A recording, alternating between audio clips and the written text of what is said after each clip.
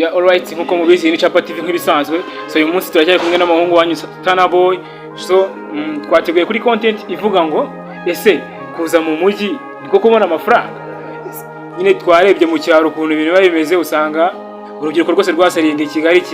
So Stana Boy nk'umuntu dusanzwe dukorana, twateguye Stana, wowe byumva ute kuba umuntu aturutse mu cyaro yarafite isambu ahinga, yarafite wenda n'amahene cyangwa se n'indi mitungo, yararimo arita akavuga ati ndayiretse ngiye mu mujyi. Tubwire wowe ubimeze bite? Shawagwana kujya mu mujyi cyangwa mu cyaro, abenshi bavuga ko mu cyaro kubona amafaranga biba bisaba gukora ukavunika. Cyaze ibyo hari ukuntu urubyiruko cyane urubyiruko agera mu mujyi yarazi kaje gushaka amafaranga agakubitana n'ibintu bishuka, wenda ugasanga avuye atatiriye ya ntego yo kuza guhiga amafaranga mu mujyi. Ariko amafaranga mu mujyi ku ruhare rwanjye aboneka gusunza uko wayashakira mu cyaro. Mu mujyi mu mujyi araboneka bro. Muri make uri kumva ko mu mujyi amafaranga yaboneka urembye ukurikije no mu cyaro? Amafaranga mu mujyi araboneka ukurikije no mu cyaro, ariko nanone nongeye akantu ati ubaye iki kibo cyakuzanye, kuko hari abajama bagera mu miji kigira kavuki kai kavuki nibikoza amasaha 5 urasabwa gukora amasaha 10. Uragira uti akigira kavuki. So noneho ngewe hari experience jyambona, ugasanga nk'umuntu sibyo, ugasanga nk'umuntu w'umuhungu cyangwa se umukobwa aje mu mujyi, ariko view yonyine rigaragara, nyine kubona agaragara neza, afite icyangwe, ameze fresh, ariko wamubwira ngo mbabarira ngurize nka 5 pro rumukire, akahita kubwira uburyo ki ataruka no kurya. Wowe byumva ute bro? Life yo mu mujyi iyo bigezeho nabyo biba ikibazo. Landlord y'umujyi we inzu ugasanga expenses mu mujyi, buri kantu kose umuntu arishyura. Kubona amafaranga mu mujyi biragorana cyane, bisaba gushira ku bute.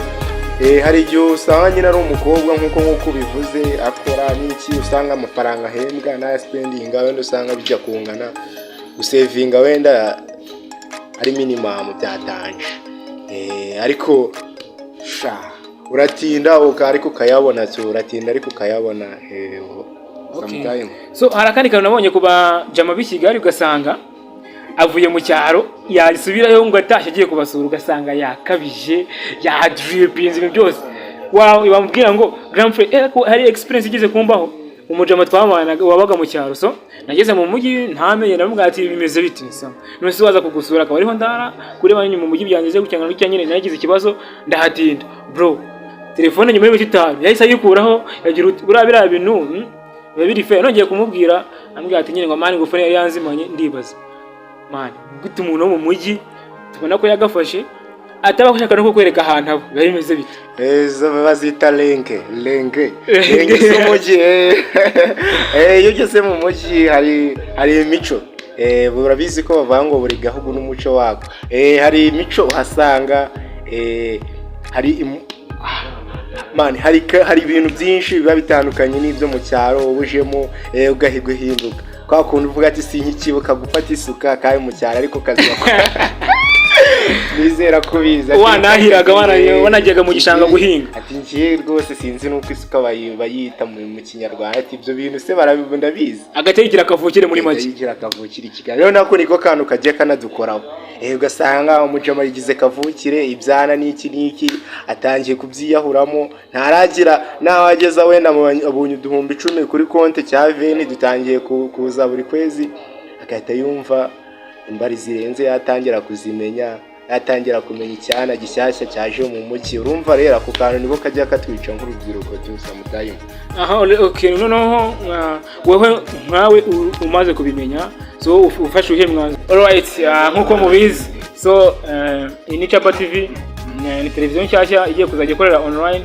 So uyu munsi twatumiye umuhungu bita Stana Boy. So ni ibintu bigendanye na business online, aje kubagira inama n'umuntu ufitemo experience kugira ngo ubutaha nawe bitazakuguma ukavuga ngo ntabwo wigeze byumva. So reka dutangire tumuhe umwanya atangira abibwira n'ukuntu byagenze nyine, reka tangire. Muraho mwiriwe bavandimwe, amazina ni Emile Stana Boy. Ni umwe mu bantu bashobora kuba barashoye muri business online zirangiwe n'abandi bantu ariko bikaba bitararangiye neza kubw'impamvu runaka, bamwe barayiza batarabimenye, nabagira inama yo kuba batazabyisangamo uko akenshi birangira nabi. Okay, tukiri aho ngaho utangiye kuvuga ngo birangira nabi. So mbere umuntu wa mbere wakubwiye ngo injira business online byagenze bite ku munsi wa mbere, byari bimeze bite? Umuntu ambwiye injira muri business online yarambwiye ati urashora ugacuruza amafaranga kunguka. Se amafaranga yunguka te? Nta kintu waranguye ati amafaranga uricara wowe ukarya kakabyara ndetse se yabyara ndati nagera bati sawa naribi anyereka proof z'uko yakunguka.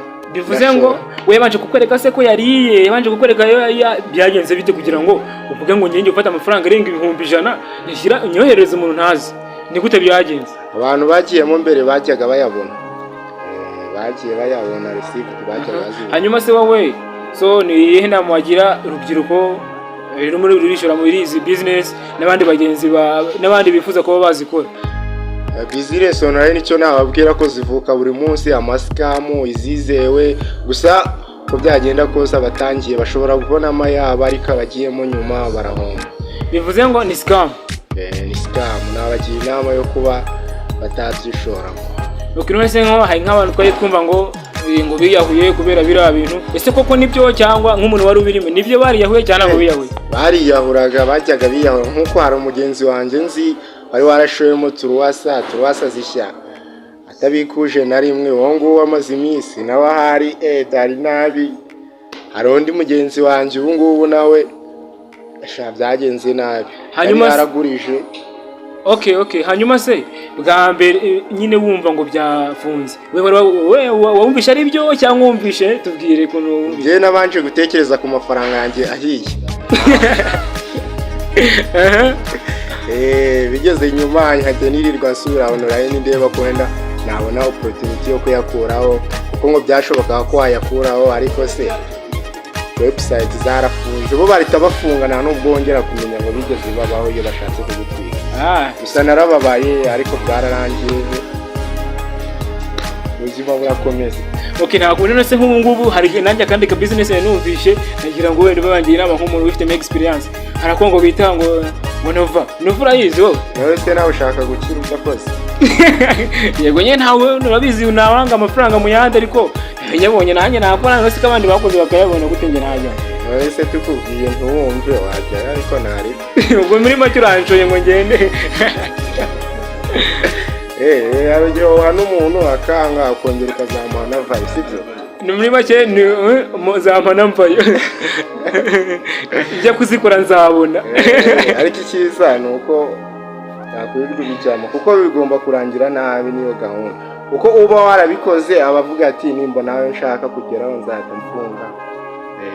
So nakugira inama yo kutakwirirwa ujya muri business online. Nabwo niba ufite amafaranga yawe, shaka business ukore iri hard ifatika, uzunguka kandi uzatera imbere nk'urubyiruko.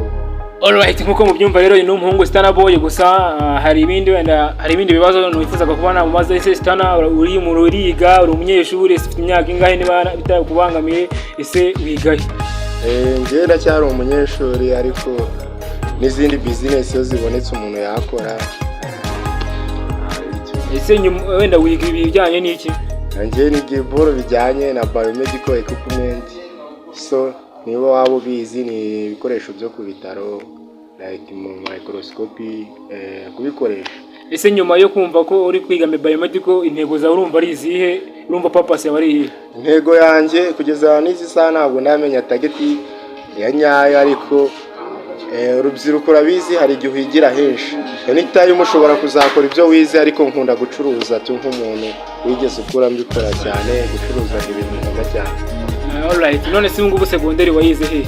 Segonderi nize ahantu bita College Moshi Apadeo. Ubu kaminuza ukaba kuyiga he? University reka tubireke kuko hari igihe binanirana no kuyisoza. Bikaba ikibazo. Ese urumva uzagraduatinga nka ryari? 2020.